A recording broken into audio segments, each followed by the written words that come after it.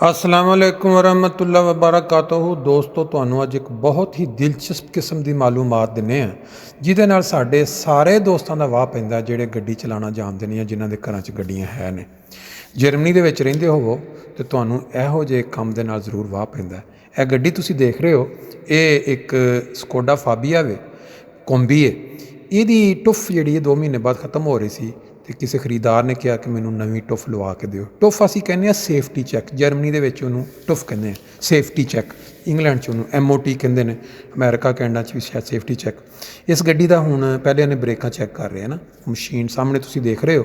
ਅਗਲੀਆਂ ਬ੍ਰੇਕਾਂ ਉਹਨੇ ਉਹਦੇ ਉੱਤੇ ਚੜਾ ਕੇ ਉੱਤੇ ਉਹਦੇ 'ਤੇ ਰਿਜ਼ਲਟ ਆ ਰਿਹਾ, ਸਾਹਮਣੇ ਸਕਰੀਨ ਲੱਗੀ ਇੱਕ ਸਾਈਡ ਦੇ ਉੱਤੇ। ਅਤੇ ਹੁਣ ਪਿਛਲੀ ਬ੍ਰੇਕਾਂ ਦੇ ਬਾਅਦ ਸਾਰਾ ਟੈਸਟ ਕਰਨ ਦੇ ਬਾਅਦ ਉਹਨੇ ਲਿਖ ਲਿਆ।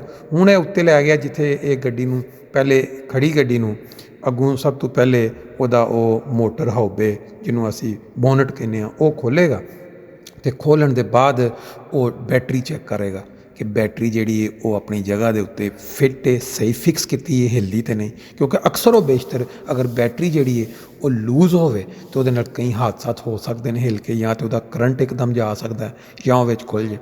ਫਿਰ ਇਹਦੇ ਬਾਅਦ ਉਹ ਦੂਸਰੀਆਂ ਜਿਹੜੀਆਂ ਨੇ ਲਾਈਟਾਂ ਨੇ, ਉਹ ਲਾਈਟਾਂ ਨੂੰ ਚੈੱਕ ਕਰਨਗੇ ਕਿ ਇਹਦੀਆਂ ਜਿਹੜੀਆਂ ਲਾਈਟਾਂ ਸਾਹਮਣੇ ਪੈ ਰਹੀਆਂ ਨੇ ਉਹ ਬਿਲਕੁਲ, ਇਹ ਦੇਖੋ ਇਹ ਉਹ ਬੈਟਰੀ ਚੈੱਕ ਕਰ ਰਿਹਾ ਇਸ ਟਾਈਮ ਨਾ, ਬੈਟਰੀ ਨੂੰ ਹਿਲਾ ਕੇ ਉਹਨੇ ਚੈੱਕ ਕੀਤਾ ਕਿ ਬਿਲਕੁਲ ਫਿਕਸ ਹੈ। ਫਿਰ ਉਹ ਪਾਣੀ ਉਹਦਾ ਚੈੱਕ ਕਰ ਰਿਹਾ ਕਿ ਅੰਦਰ ਮੋਟਰ ਦਾ ਪਾਣੀ ਜਿਹੜਾ ਹੁੰਦਾ ਠੰਡਾ ਉਹ ਠੀਕ ਹੈ, ਬਾਕੀ ਕੋਈ ਤੇਲ ਤਾਂ ਨਹੀਂ ਉਤਲੇ ਪਾਸਿਓਂ ਕਿਤੋਂ ਲਿਖਿਆ।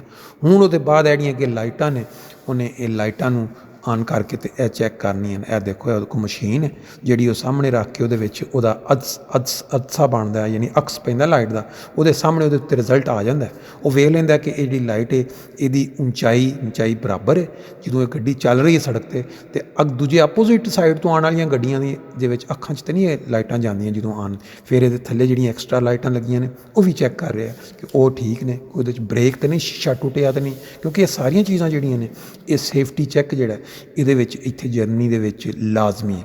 ਸਾਡੇ ਇਹ ਦੇਖੋ ਹੁਣ ਉਹਨੇ ਇੱਕ ਸਾਈਡ ਦੀ ਲਾਈਟ ਦੇ ਬਲਬ ਥੋੜ੍ਹੇ ਬਹੁਤੇ ਉੱਤੇ ਥੱਲੇ ਸਨ, ਉਹਨੇ ਉਹਨੂੰ ਖੁਦ ਹੀ, ਕਿਉਂਕਿ ਇਹਨਾਂ ਫੀਸ ਲੈਣੀ ਹੈ 137 ਯੂਰੋ ਸਿਰਫ ਇਹ ਚੈੱਕ ਕਰਨ ਦੇ, ਅਤੇ ਉਹਦੇ ਵਿੱਚ ਫਿਰ ਬਾਜ਼ ਬੰਦੇ ਜਿਹੜੇ ਚੰਗੇ ਨੇ ਚੈੱਕ ਕਰਨ ਵਾਲੇ ਉਹ ਖੁਦ ਹੀ ਲੈ ਕੇ ਅਤੇ ਉਹਨੂੰ ਬਰਾਬਰ ਕਰ ਦਿੰਦੇ ਨੇ ਲਾਈਟਾਂ ਨੂੰ। ਨਾਲ ਉਹਨਾਂ ਨੂੰ ਪਤਾ ਲੱਗ ਜਾਂਦਾ ਕਿ ਇਹਦੇ ਪੇਚ 'ਤੇ ਨਹੀਂ ਟੁੱਟੇ। ਹੁਣ ਉਹ ਲਾਈਟਾਂ ਦਾ ਇਹ ਸਾਹਮਣੇ ਤੁਸੀਂ ਦੇਖਿਆ ਉਹਦਾ ਕਿ ਉਹ ਕਿਸ ਤਰ੍ਹਾਂ ਉਹਦਾ ਜਿਹੜਾ ਅਕਸ ਜਿਹੜਾ ਬਣਦਾ। ਉਹਦੇ ਬਾਅਦ ਇਹ ਹੁਣ ਹੋ ਰਿਹਾ ਉਹਦਾ ਓਮਿਸ਼ਨ ਟੈਸਟ, ਜਿਹਨੂੰ ਤੁਸੀਂ ਕਹਿੰਦੇ ਹੋ ਕਿ ਉਹਦਾ ਜਿਹੜਾ ਧੂੰਆਂ ਮਾਰਦੀ ਗੱਡੀ ਉਹਦੇ ਵਿੱਚ ਕਿੰਨੇ ਕੁ ਉਹ ਨੁਕਸਾਨਦੇਹ ਚੀਜ਼ਾਂ ਜਿਹੜੀਆਂ ਨੇ ਉਸ ਧੂੰਏਂ ਦੇ ਵਿੱਚ ਸ਼ਾਮਲ ਨੇ ਜਿਹੜੀਆਂ ਇਨਸਾਨਾਂ ਨੂੰ ਨੁਕਸਾਨ ਪਹੁੰਚਾ ਸਕਦੀਆਂ ਨੇ। ਇਹ ਇੱਥੇ ਬੜਾ ਲਾਜ਼ਮੀ ਹੈ, ਬੜਾ ਸਖਤ ਕਰਤਾ ਇਹਨਾਂ ਨੇ। ਪਿੱਛੇ ਸਕੈਂਡਲ ਬਣਿਆ ਸੀ ਫਾਓਵੇ ਦਾ, ਉਹਦੇ ਬਾਅਦ ਇਹਨਾਂ ਨੂੰ ਬੜੀ ਸਖਤੀ ਕਰਤੀ। ਹੁਣ ਇਹ ਪਿੱਛੇ ਉਹਦੇ ਉੱਤੇ ਉਹਦੇ ਸਲੈਂਸਰ 'ਤੇ ਚੜ੍ਹਾਇਆ ਉਹਨੇ ਪੂਰੇ ਦਾ ਪੂਰਾ, ਉਹਨੇ ਕੱਪ ਉਹਦੇ ਵਿੱਚ ਫਿਰ ਉਹਨੇ ਇੱਕ ਆਲਾ ਪਾਇਆ, ਉਹਦੇ ਜ਼ਰੀਏ ਕੰਪਿਊਟਰ ਦੇ ਜ਼ਰੀਏ ਸਾਰਾ ਕੁਛ ਟੈਸਟ ਹੋ ਕੇ ਉਹਦੇ ਵਿੱਚ ਸਾਹਮਣੇ ਜਿਹੜੀ ਸਕਰੀਨ ਲੱਗੀ ਹੈ ਉਹਦੇ ਉੱਤੇ ਉਹਦਾ ਸਾਰਾ ਰਿਜ਼ਲਟ ਆ ਰਿਹਾ। ਬੰਦਾ ਵਿੱਚ ਬੈਠਾ ਹੈ ਇਸ ਟਾਈਮ, ਉਹ ਰੇਸ ਦੇ ਰਿਹਾ ਗੱਡੀ ਨੂੰ ਤਾਂ ਕਿ ਪਤਾ ਲੱਗੇ ਕਿ ਅਗਰ ਗੱਡੀ ਜ਼ਿਆਦਾ ਰੇਸ ਸਪੀਡ 'ਤੇ ਮੋਟਰਵੇ 'ਤੇ ਚੱਲੇਗੀ ਤਾਂ ਇਹਦੇ ਵਿੱਚੋਂ ਕਿੰਨਾ ਟੈਸਟ। ਇਹ ਦੇਖੋ ਇਹ ਉਹ ਸਕਰੀਨ ਹੈ ਜਿਹਦੇ ਉੱਤੇ ਉਹ ਦੇਖ ਰਿਹਾ, ਨਾਲ ਉਹਨੂੰ ਪਤਾ ਲੱਗ ਰਿਹਾ ਕਿ ਇੰਨੀ ਸਪੀਡ ਦੇ ਉੱਤੇ ਅਗਰ ਦਵਾਂ ਰੇਸ ਅਤੇ ਇੰਨਾ ਇਹਦਾ ਵਿੱਚੋਂ ਗੰਦ ਨਿਕਲਦਾ, ਯਾਨੀ ਕਿ ਉਹਦਾ ਜਿਹੜਾ ਧੂੰਆਂ ਮਾਰਦੀ ਹੈ। ਇਹਨਾਂ ਨੇ ਜਰਮਨੀ 'ਚ ਇੱਕ ਕਾਨੂੰਨ ਬਣਾਇਆ ਕਿ ਇੰਨੇ ਤੋਂ ਜ਼ਿਆਦਾ ਅਗਰ ਉਹ ਧੂੰਆਂ ਦੇ ਵਿੱਚ ਅਨਸਰ ਸ਼ਾਮਲ ਨੇ ਜਿਹੜੇ ਨੁਕਸਾਨ, ਅਤੇ ਉਹ ਗੱਡੀ ਨੂੰ ਉਹ ਸੇਫਟੀ ਚੈੱਕ ਸਟੀਕਰ ਨਹੀਂ ਮਿਲਦਾ, ਓਮਿਸ਼ਨ ਪਾਸ।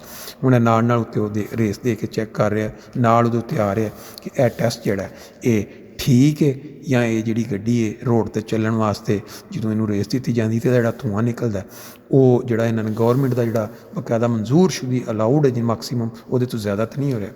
ਇੱਕ ਚੀਜ਼ ਜਿਹੜੀ ਮੈਂ ਤੁਹਾਨੂੰ ਹੁਣੇ ਦੱਸ ਦਿਆਂ, ਇਸ ਟੈਸਟ ਦੇ ਦੌਰਾਨ ਉਹਨੇ ਕਾਫੀ 2-3 ਦਫਾ ਟਰਾਈ ਕੀਤੀ ਕਿਉਂਕਿ ਇਹਦਾ ਰਿਜ਼ਲਟ ਸਹੀ ਨਹੀਂ ਸੀ ਆ ਰਿਹਾ। ਉਹਦੇ ਬਾਅਦ ਉਹਨੇ ਕਹਿ ਦਿੱਤਾ ਜੀ ਬਾਕੀ ਸਾਰੀਆਂ ਚੀਜ਼ਾਂ ਠੀਕ ਨੇ, ਸੇਫਟੀ ਚੈੱਕ ਇਹਦੀਆਂ ਬ੍ਰੇਕਾਂ ਟਾਇਰ ਸਭ, ਲੇਕਿਨ ਇਹਦਾ ਕਿਉਂਕਿ ਓਮਿਸ਼ਨ ਟੈਸਟ ਠੀਕ ਨਹੀਂ ਆਇਆ ਅਤੇ ਤੁਸੀਂ ਜਾਓ ਅਤੇ ਜਾ ਕੇ ਪਹਿਲੇ ਵਰਕਸ਼ਾਪ 'ਚੋਂ ਠੀਕ ਕਰਾ ਕੇ ਲਿਆਓ, ਇਹਦੇ ਵਿੱਚ ਕੁਛ ਵੀ ਚੀਜ਼ ਖਰਾਬ ਹੋ ਸਕਦੀ ਹੈ। ਬਹਰਹਾਲ ਇਹ ਹਜੇ ਤੁਸੀਂ ਦੇਖ ਰਹੇ ਹੋ।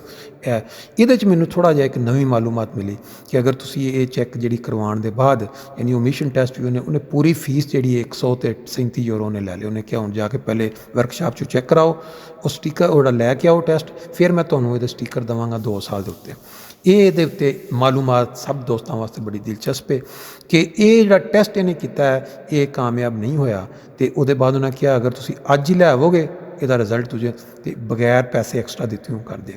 ਹੁਣ ਅਸੀਂ ਇਸ ਟਾਈਮ ਚੱਲ ਰਹੇ ਹਾਂ ਟਾਇਰਾਂ ਵਾਲੇ ਪਾਸੇ। ਟਾਇਰਾਂ ਨੂੰ ਦੋਨਾਂ ਹੱਥਾਂ ਨਾਲ ਫੜ ਕੇ ਉਹ ਹਿਲਾ ਰਿਹਾ, ਔਰ ਉਹ ਦੇਖ ਰਿਹਾ ਉਹਦੇ ਵਿੱਚ ਝੋਲ ਤਾਂ ਨਹੀਂ, ਉਹਦੇ ਵਿੱਚ ਕੋਈ ਥੋੜ੍ਹੀ ਬਹੁਤੀ ਆ ਤਾਂ ਨਹੀਂ ਗਈ ਵਿੱਚ ਗੈਪ ਜਿਹਦੇ ਨਾਲ ਟਾਇਰ ਹਿੱਲੇ।